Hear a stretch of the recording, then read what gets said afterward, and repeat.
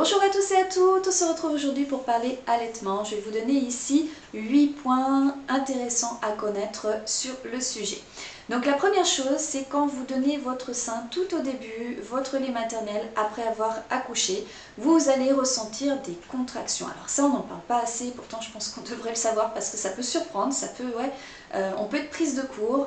Vous allez ressentir des contractions, ce sont les contractions de votre utérus qui reprend sa place. Donc quand vous n'allaitez pas, ça va se faire naturellement sans que vous le sentiez, mais le fait d'allaiter, à chaque fois que vous allez donner le sein, ça va être le moment où votre utérus va se contracter assez fortement, c'est pour ça qu'on le ressent pas mal. Il suffira de prendre un petit paracétamol si vous avez besoin, si vous n'avez pas besoin ne prenez rien, mais c'est tout à fait normal.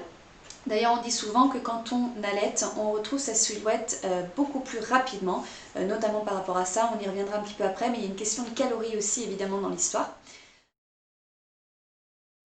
Le deuxième point, c'est que votre lait va s'adapter en fonction de la croissance de votre enfant. Vous le savez déjà, tout au début, on produit du colostrum, donc c'est quelque chose qui est très riche, qui va permettre à l'enfant vraiment tout au début, avec très peu de quantité de lait, de prendre du poids et de se développer très rapidement.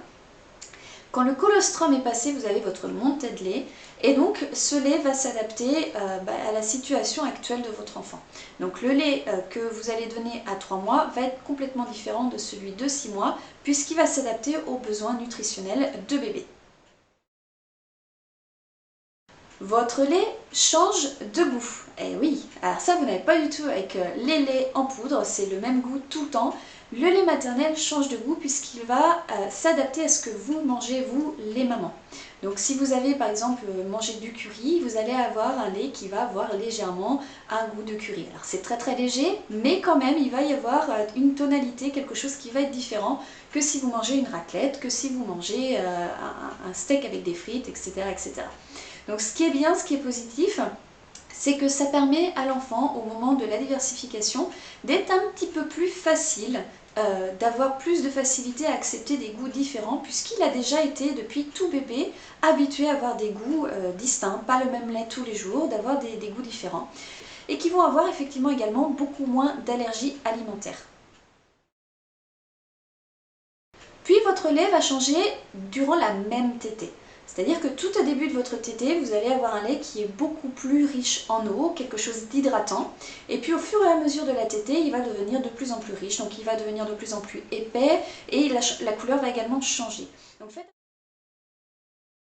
Alors j'avais fait une petite vidéo, si vous voulez la voir, j'avais mis les 7 utilisations du lait maternel. Donc il faut savoir qu'effectivement le lait il va guérir beaucoup de choses, la conjonctivite, des petites cicatrices, des petites coupures, si votre bébé a les fesses rouges, tout peu importe, vous allez voir c'est absolument magique. Votre lait peut guérir toute votre famille. Donc toutes les petites choses, je vous conseille vraiment, je le disais beaucoup dans cette vidéo, si vous pouvez un petit peu congeler même des petites seringues de lait pour les garder quand vous arrêtez votre allaitement. Comme je vous disais au début de la vidéo, on a tendance à récupérer une silhouette beaucoup plus rapidement quand on allaite. C'est aussi le fait que l'allaitement prend beaucoup plus d'énergie que le non-allaitement, bien évidemment. Il faut savoir que 25% de votre énergie, de l'énergie de votre corps, va être utilisée simplement pour la production du lait. Si vous voulez un petit comparatif, l'activité cérébrale prend à peu près 20% de votre énergie. Donc 25% pour l'allaitement, pour la production de lait, c'est énorme. Et c'est pour ça que quelquefois aussi, quand on allaite trop longtemps, c'est jamais trop longtemps, mais je veux dire, on a tendance à descendre même en dessous de notre seuil pré-grossesse, simplement parce qu'on ne mange pas assez, on n'est pas assez hydraté. Donc ça, faites très attention les mamans. Quand vous allaitez, mangez beaucoup, mangez bien, prenez beaucoup aussi de fluides, c'est très important pour votre propre santé et pour éviter les carences également. Et enfin, les deux derniers points, votre lait change au jour le jour en fonction de l'environnement. Alors, qu'est-ce que je veux dire ici? C'est-à-dire que si vous avez une journée qui est très chaude, ou si votre enfant est malade, il va avoir besoin d'une hydratation plus élevée. Et donc, instinctivement, votre lait va être beaucoup plus riche en eau pour faciliter l'hydratation de votre bébé. Donc ça, qui est que si votre bébé est malade, il va y avoir vraiment un vrai échange entre bébé et vous-même, votre corps va le savoir et va automatiquement lui transmettre beaucoup plus d'anticorps, ce dont il a besoin pour lutter contre la maladie et pour se sentir mieux. Donc ça peut être simplement un petit rhume, mais l'échange va se faire.